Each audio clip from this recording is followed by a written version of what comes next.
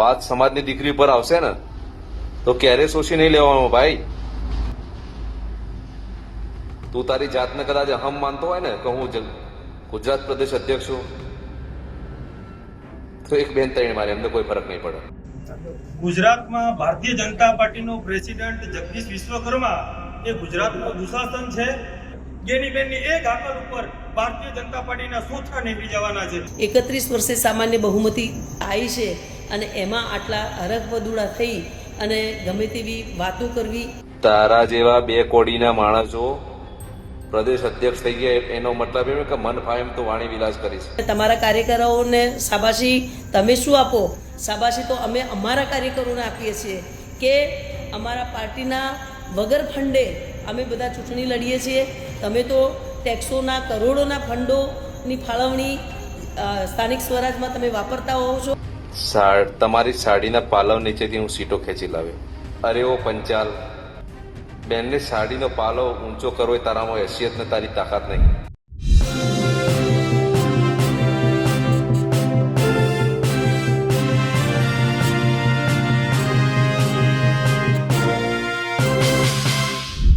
જગદીશ વિશ્વકર્માએ બનાસકાંઠામાં જઈને ગેનીબેન ઠાકોરના પાલવને ટિપ્પણી કરી.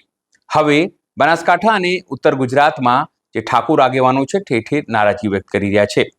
તેઓ કલેક્ટરથી લઈને મામલતદારને આવેદનપત્ર આપી રહ્યા છે અને માફી માંગવાની વાત કરી રહ્યા છે અને ભાજપમાંથી જગદીશ વિશ્વકર્માને હાંકી કાઢવાની વાત પણ કરી રહ્યા છે.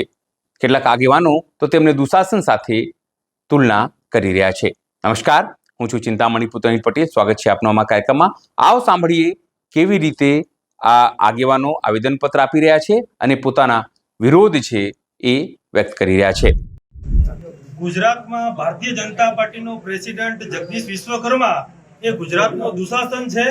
મહાભારતની અંદર દ્રૌપદીનું ચીરહરણ કરી અને કૌરવોનો જે રીતે સત્યાનાશ થઈ ગયો હતો એ રીતે 2027 ની અંદર ભારતીય જનતા પાર્ટીનો સત્યાનાશ થઈ જવાનો છે. અને ગુજરાતમાં વસતો ઠાકોર સમાજ ગેનીબેનની પડખે ઉભો છે. ઉત્તર ગુજરાતનો, દક્ષિણ ગુજરાતનો કોળી સમાજ પણ ગેનીબેનની પડખે ઉભો છે. અને આવનારા સમયની અંદર ગેનીબેનની એક હાકલ ઉપર ભારતીય જનતા પાર્ટીના સોથા નીકળી જવાના છે. અને જગદીશ વિશ્વકર્મા કે ગુજરાતનો કોઈ પણ રાજકીય પાર્ટી સાથે સંકળાયેલો હોય અને કોઈ પણ રાજકીય પાર્ટીની બેન દીકરી ઉપર ટીકા ટિપ્પણ કરશે તો એને વોકા પડીને માફી માંગવી પડશે. આજે જે સ્પીચ આપી આદરણીય વિશ્વકર્માજીએ, એમને મારી નમ્ર વિનંતી છે કે આપ એકલા બનાસકાંઠાના સુપુત્ર નથી. અમે પણ બનાસકાંઠાના છીએ, બનાસકાંઠામાં જન્મ્યા છે અને બનાસકાંઠામાં જ અમારે મરવાનું છે. 8 વર્ષે સ્થાનિક સ્વરાજની ચૂંટણીઓ આપવા બદલ અફસોસની જગ્યાએ આજે તમે ગૌરવની ગાથાઓ ગાઈ રહ્યા છો.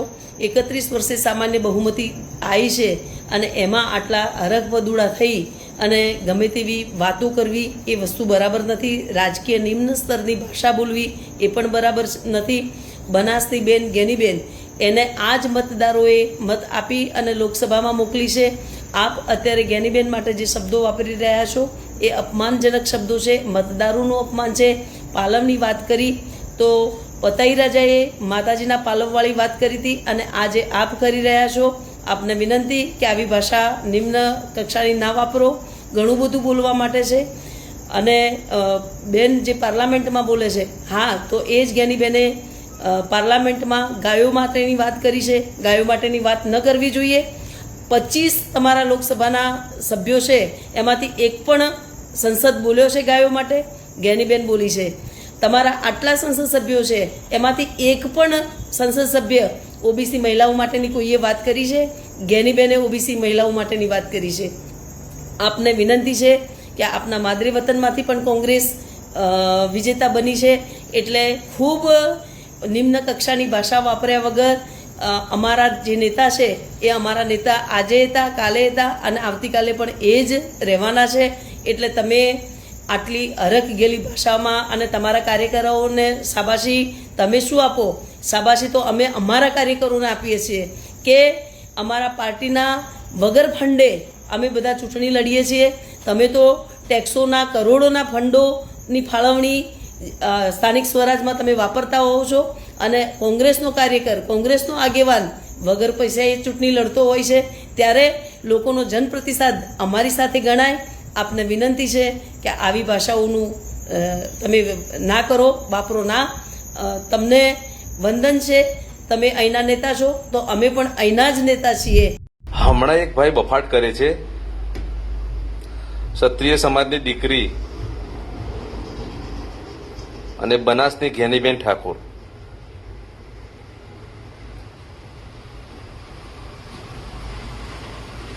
ગુજરાત પ્રદેશનો અધ્યક્ષ જગદીશ પંચાલ જ્ઞાનીબેન ઠાકોરને એવું કહે છે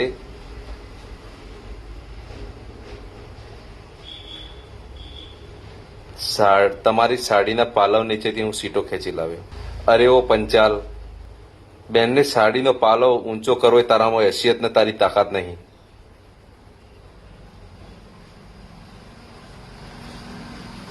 તારી આ અભદ્ર વાણી છે ને, એને મર્યાદામાં થોડી રાખજે.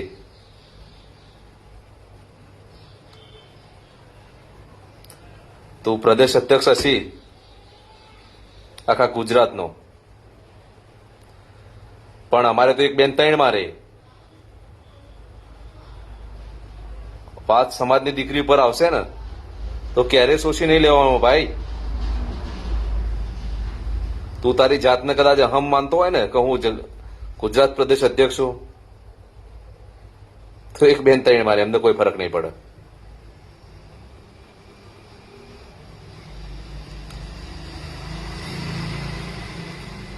મહાભારતમાં યુદ્ધની શરૂઆત સાડીથી થઈ હતી.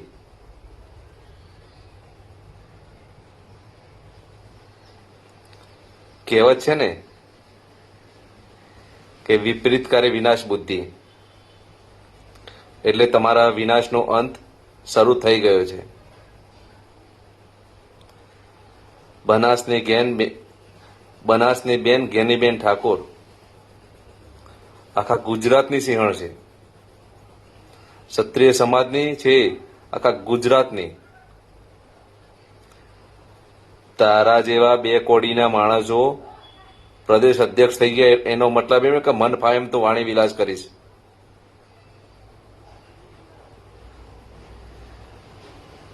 ભાઈ જગદીશ, થોડી બોલવાની મર્યાદા રાખજે, નહીં તો 2027 નજીક છે તારા માટે.